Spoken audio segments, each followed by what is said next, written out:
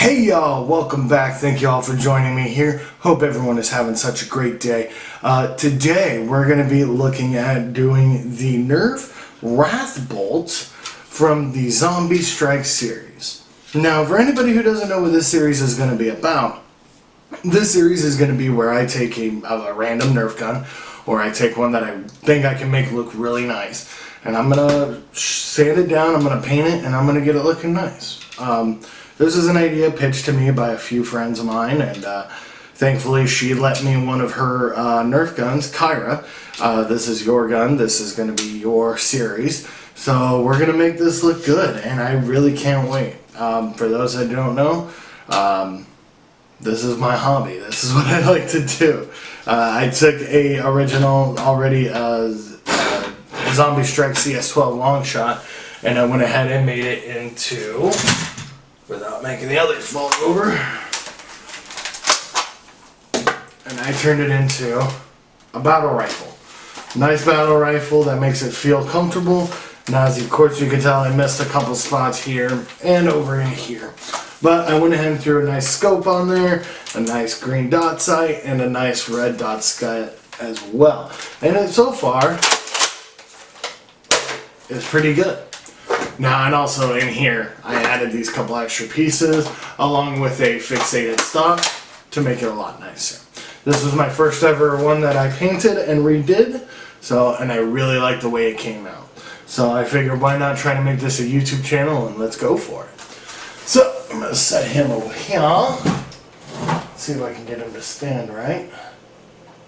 There we go. Perfect. So we're going to look at the Nerf WrathBolt here. Now, from the Zombie Strike series, I really like the Zombie Strike series. But there's a few things that they could do to make it a lot nicer. And that's one thing we're going to be working on as well. The theme I had for this, since it's a crossbow and it's more mechanical and looks good, is a Mad Max style. So I'm thinking of like a different body and everything like that. A more mechanical body. Along with this, make it look a lot rustic, a lot older. See about maybe getting some different colors in there to make it really just pop out and make it look good.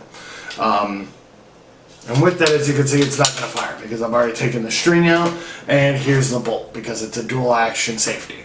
And that's what I really like about it, is it's really good, it's really cheap, and it's an effective weapon. Actually has a lot of power behind it, which I'm really, really glad for. Unfortunately, there's not a lot of modifications that I can really put on it, but that's okay because you really don't need a lot of modifications. I think just with its base, I think it looks perfect, so we're going to go ahead and look at getting started into that. Now, before we can do anything, we got to have some basic tools here. Now, the basic tools we're going to need is newspaper. We're definitely always going to need newspaper. I will have a stack of these waiting to be used because they're cheap, they soak up paint really good, and they're great for cleanup, and it takes no time at all. So we'll be looking into that. The other thing we're going to need when we start painting is we're going to need some blue painter's tape. You can go and find this at Lowe's, Walmart, any hobby store pretty much. Just as long as you have some blue painter's tape.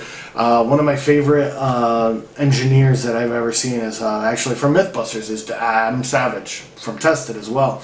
And he said that, you know, just doing a little bit of masking can make a whole section of a weapon pop out a lot better, and that's what we're going to be doing. We're going to be just trying our best to make it look as nice as we can.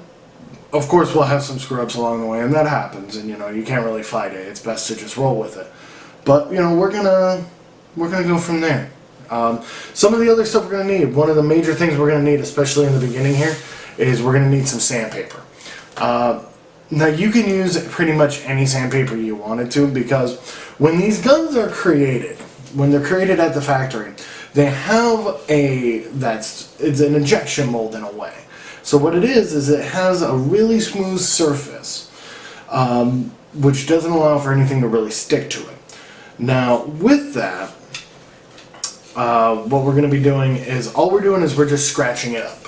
So we're going to be going over it with a coarse. So I use usually anywhere from 60 to 80 grit sandpaper, and then I go into a finish where I use 220 to 320 grit sandpaper. And that way it just allows it to, the course just allows me to get a nice grit to it, just a nice bite. And then from there we go to, over with the 220. And then that way it just kind of makes everything a little bit, hits these nice little spots where maybe the course didn't get into it and the fine could really get into it. Now later on you'll notice I'm going to be taping up the orange tip here. And the reason I do that is that's because of federal law. Federal law states that for any weapon that is not actually a weapon, it has to have the orange tip.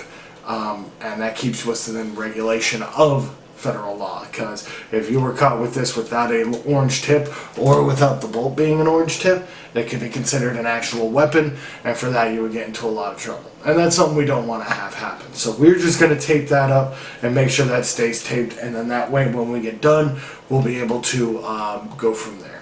But today what we're going to do is we're going to go ahead and get some sanding done on this. Now normally I would go outside for this, but it's really fucking cold. I am going to try to get out there a little bit later, hopefully before the sun goes down here, and I'm going to try to get some painting done. However, with the cold weather, it's going to be a little bit longer for paint, but we're going to figure that out here in a bit. So, with that, what we're going to do first is I'm going to set that up there. We're going to go and move the sandpaper off. And I've got a couple other little things that we'll go into later on when we get further down the road. But we're just going to take some newspaper here to begin with. We're just going to create us a spot. And we don't need a lot, especially with sanding. But we need about, I'd say about 2 pieces here. And then these other 2 we'll just toss back in the pile. Now all I'm going to do here is, where is my, it's always the best part about finding a new bit here. You just got to find the edge. There we go. And I'm just taping it down real sloppily just to hold it in place, because I don't want this moving around on me while I'm trying to sand or anything like that. One piece up here.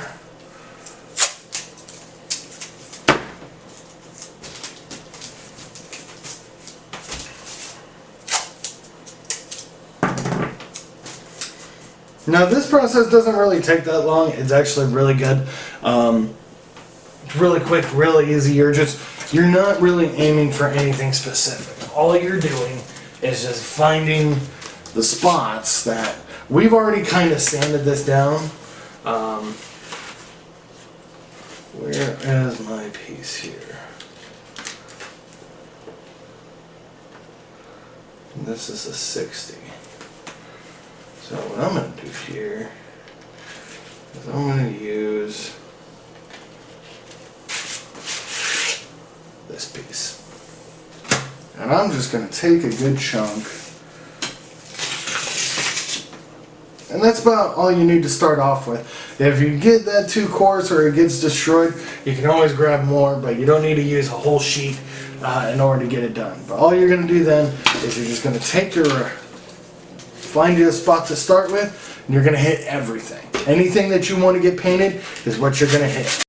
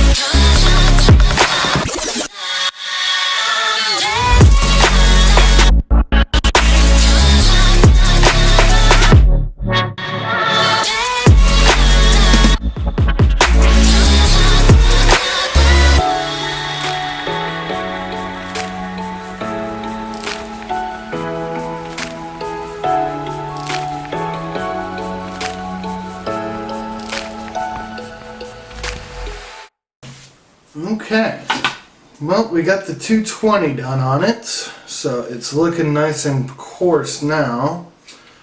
Yeah, I might find a few spots later on that I can touch up, but next what we're going to do is we're going to be going into some masking, and that way we can look at starting to get the actual body painted and get that going as well. And for that, that'll probably be a whole nother episode. So again, thank you all for joining. Hope to see you on the next one, and we'll go from there. Thank you.